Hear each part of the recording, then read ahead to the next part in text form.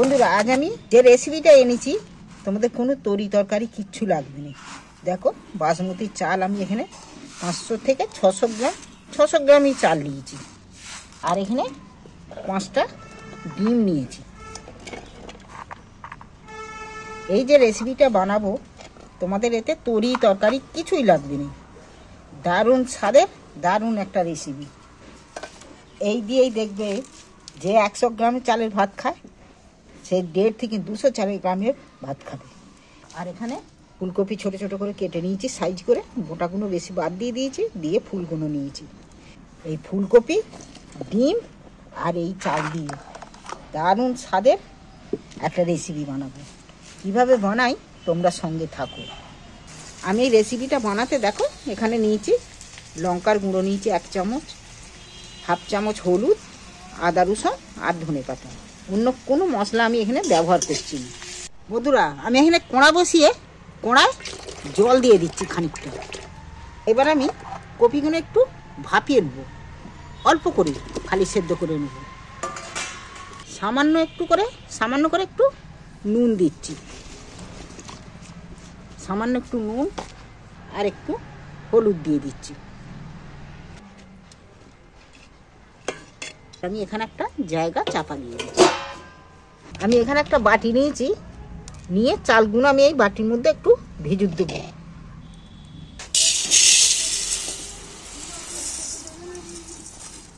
আধ ঘন্টা কি পৌনে 1 ঘন্টা চালটা আমি জলে দিচ্ছি, ভিজে দিয়ে রাখবো। আমি এটা চাপা দিয়ে রেখে দিচ্ছি। কপিটা কিন্তু ভালো করে আমি সেদ্ধ করিনি, খালি একটু এর গন্ধটা কেটে যাওয়ার মতন হালকা করে নরম হওয়ার জন্য দিয়েছি, সেদ্ধ হয়ে গেছে। এইবার আমি তুলে নিচ্ছি, জল ঝাড়িয়ে তুলে নিচ্ছি। উনুনে কড়া বসিয়ে কড়ায় তেল দিচ্ছি, একটু বেশি করেই তেল দিচ্ছি কড়ায়। তেলটা আমার গরম হয়ে গেছে, একটু কড়া করেই গরম করেছি তেলটা। এখানে গোটা গোটা আলু দেখো, আলুগুলো আমি গোটাই আলু তুলে দিচ্ছি এর মধ্যে।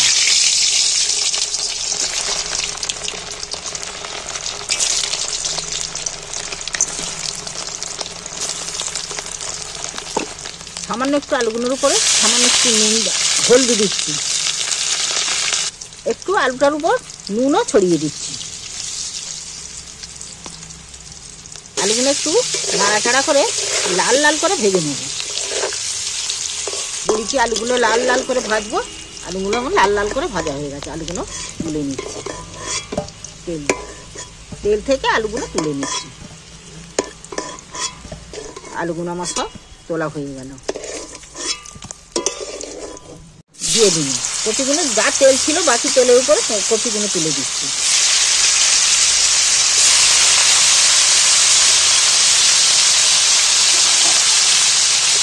কপিগুলো আমি একটু ভেজে তুলে নেব। কপিগুলো আমার লাল লাল করে ভাজা হয়ে গেছে। কপিগুলো আমি একটু তেল ঝাড়িয়ে তুলে নিচ্ছি। এই রেসিপিটা এইভাবে বানিয়ে খেয়ে দেখবে একবার। তোমরা কিন্তু পুরোটা দেখবে আমার ভিডিওটা, আমি কীভাবে এই ফুলকপি আর ডিম রেসিপি রান্না বানাই। আমি ডিমগুলোকে কেটে দেবো নি, কেটে দিলে তাহলে ভেঙে যেতে পারে। আমি কাঁটা চামচ দিয়ে ফুঁচিয়ে নিচ্ছি একটু, তাহলে এর ভেতর পর্যন্ত রস ঢুকে যাবে, ঝাল নুন সব এর মধ্যে ঢুকে যাবে। এই ডিম একবার খেয়ে দেখবে, খেতে কত ভালো লাগবে। পুরো এর ভেতর পর্যন্ত দেখবে নুন ঝাল পুরো ঢুকে গেছে, নাহলে সেই সেদ্ধ ডিম সেদ্ধ মতো লাগে, এতে কিন্তু লাগবে না। এইভাবে সব ডিমগুলো আমি খুঁচিয়ে নিচ্ছি। একটু কপি ভেজে নিয়েছি, ডিমটাও এবার ভেজে নেব একটু। এই তেলের মধ্যেই দিয়ে দিচ্ছি। কপি ভেজেছি তো তাই তেলটা একটু কালো কালো মতো হয়ে গেছে দেখছি।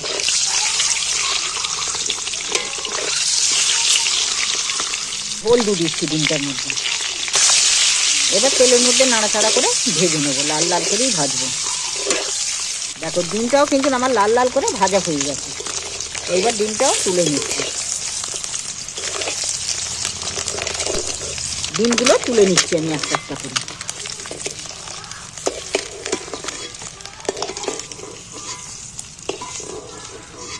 আবারও যে বাকি তেলটা আছে আমি পেঁয়াজগুলো সব তুলে দিচ্ছি। পেঁয়াজের সাথে 4-5টা কাঁচা লঙ্কা দিয়ে দিয়েছি। পেঁয়াজ আর তেল দুগুনি, এই তেলটাতে আর তেলের মধ্যে নুনও আছে, নুনও দুগুনি। পেঁয়াজটা একটু নাড়াচাড়া করে লাল লাল করে একটু ভেজে নেবো, খুব লাল করবো না, মোটামুটি ভেজে নেবো। দেখো পেঁয়াজটা নাড়াচাড়া করতে করতে পেঁয়াজটা আমার অনেকটাই ভাজা হয়ে গেছে। এইবার আমি কিছু খানিকটা পেঁয়াজ আমি তুলে নিচ্ছি।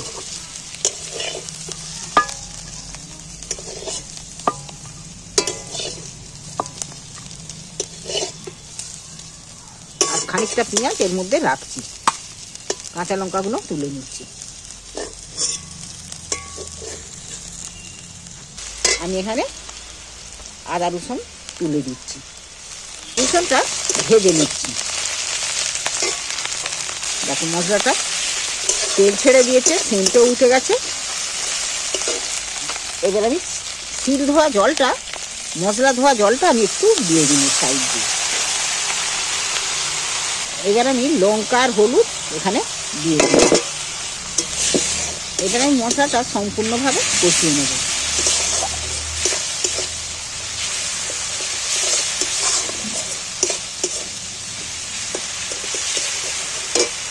মশলাটা কষানো হয়ে গেছে, তেলও ছেড়ে দিয়েছে। এবার আমি আরও একটু জল সাইড দিয়ে জল দিচ্ছি, মানে উনুন তো জ্বলছে, সবজিগুলো তুলতে গেলে মশলাটা হয়তো লেগে যেতে পারে কেন। এইবার আমি দেখো ফুলকপি গুলোই মশলার মধ্যে তুলে দিচ্ছি।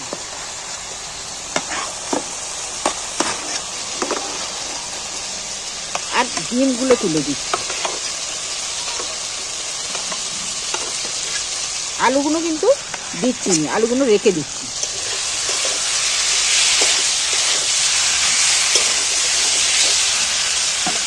যেইভাবে মাংস কষে সেইভাবে এটাকে শুধু কষিয়ে নেব। এবার ধনে পাতাগুলো দিয়ে দিচ্ছি। এই রেসিপিটা এত সুন্দর হবে খেতে, না বানিয়ে খেলে বুঝতে পারবে না যে ফুলকপি, ডিম ফুলকপি এই রেসিপি। বাসমতি চাল দিয়ে রেসিপিটা বানাবো। এতে কিন্তু টমেটম দেবো, টমেটমটা এখনো দিইনি, টমেটমটা যাতে গোটা গোটা থাকে সেই জন্য টমেটমটা এখনো দিইনি। খাদি ছখাদি দিয়েছি, টমেটমটা গলেও যাবে না, ঘেঁটেও ফেলবো না, টমেটমটা যাতে গোটা গোটা থাকে।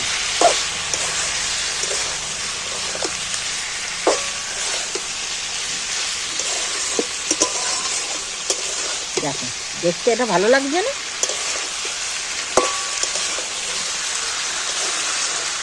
এবার 1/2 চামচ গরম মশলার গুঁড়ো ছড়িয়ে দিচ্ছি। দেখো সম্পূর্ণ একদম ভাজা ভাজা হয়ে গেছে। এবার আমি নামিয়ে নিচ্ছি। এবার আমি ডেচকি বসিয়ে জল দিয়ে দিচ্ছি।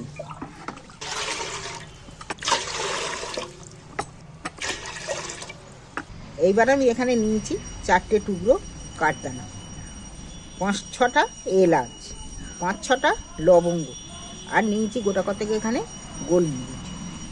এইগুলো সব আমি, জলটাও গরম হয়ে গেছে, ভাপ উঠছে দেখছো, এইগুলো আমি জলের মধ্যে সব তুলে দিচ্ছি। 500 গ্রাম চাল নিয়েছি, স্বাদ মতো নুন দিয়ে দিই নিতে। আমি 2 চামচের মতো চিনি এখানে দিয়ে দিচ্ছি।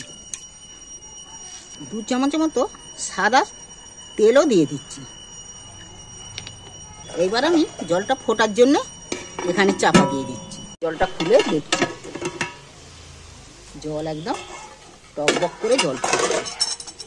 চালটা দিয়েও আমি পরিষ্কার করে নিয়েছি। দেখো 2-3 বার ধরে ধুয়ে পরিষ্কার করে নিয়েছি। এবার আমি চালটা তুলে দিচ্ছি জলের মধ্যে। এই চাল চকুটে ধুলে হবে না, আস্তে আস্তে ধুতে হবে। দেখছো চাল গোটা গোটা গোটা গোটাই আছে। আর এটা এই ভিজে দিয়ে রেখেছি না, যে ভাতটা এক্ষুনি ভাতটা হয়ে যাবে। এইবার আমি ভাতটা একটু হালকা করে নেড়ে দিয়ে এবার চাপা দিয়ে দিচ্ছি। ভাত কিন্তু ফুটা ওঠার একটুখানি পরেই ভাত হয়ে যাবে, দেখতে হবে কি। ভাতটা বসিয়েছি, 5-7 মিনিট হলো আমার পাশে।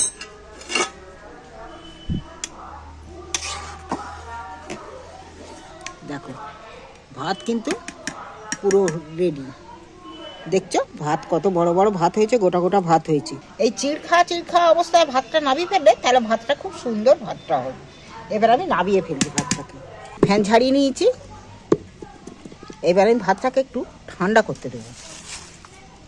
এখানে আমি একটা থালা নিয়েছি, এবার এখানে ভাতটাকে ঠান্ডা করতে দেবো একটু। ভাত ঢেলে ধুয়ে পরিষ্কার করে নিয়েছি। এখানে আমি একটু গাওয়া ঘি দিচ্ছি,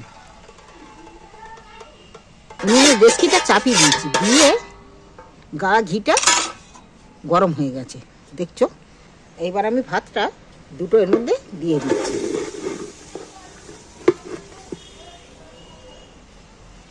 ভাতগুলো চাড়িয়ে দিচ্ছি। যে ভাজা আলুগুলো রেখেছি, আলুগুলো একটা একটা করে তুলে দিচ্ছি এর মধ্যে।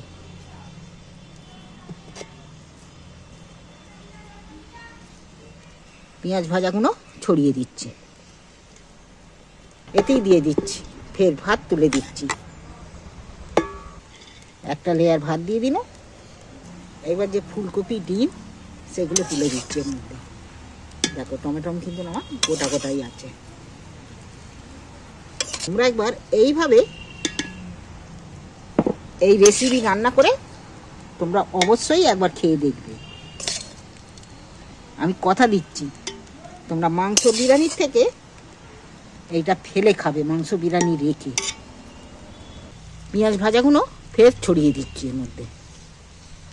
এইবার বাকি ভাতগুলো আমি ফের ওর উপরে একটা লেয়ার ফের দিয়ে দিচ্ছি।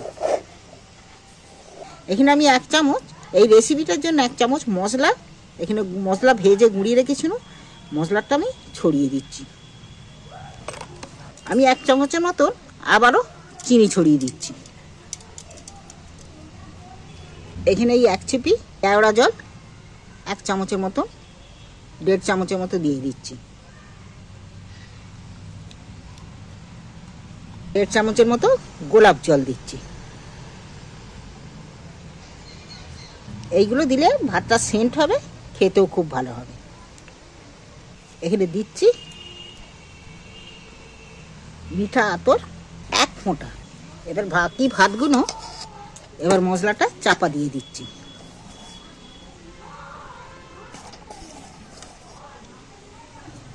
এর সাথে যে কাঁচা লঙ্কাগুলো ভেজে রেখেছিল সেগুলো উপরে দিয়ে দিন। এখানে আমি 1 কাপ দুধ ব্যবহার করছি।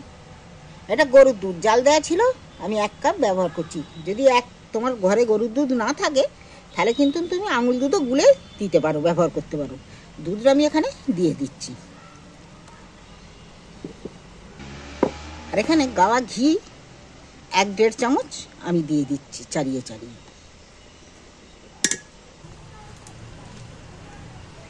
দেখো চারধারে আমি আটাটা দিয়ে এবার চেপকে দিচ্ছি। এইটা দিয়ে দম দিলে তাহলে হাওয়াটা বেরোবে না। এইবার আমি এইটা দিচ্ছি। দেখো 10 মিনিট রেখে দেবো। এটা যদি কাঠ কয়লা থাকে তোমরা উপরেও আগুন দিতে পারো। দেখো দমে দেয়া ছিল, একদম গরম হয়ে আছে, শুধু টেম্পারে দেয়া ছিল আমার। দেখি কেমন হয়েছে। দেখো ডিম ফুলকপি বিরিয়ানি, দেখো কত সুন্দর দেখতে হয়েছে। দেখো এবার আমি পরিবেশনের জন্য থালায় তুলছি। এটা তোমাদের কিছু লাগবে না। তোমাদের এই রেসিপি ভালো লাগলে চ্যানেলটা আমার অবশ্যই সাবস্ক্রাইব করে দিও। একবার বাড়িতে বানিয়ে খেয়ে দেখবে, মুখে লেগে থাকার মতো।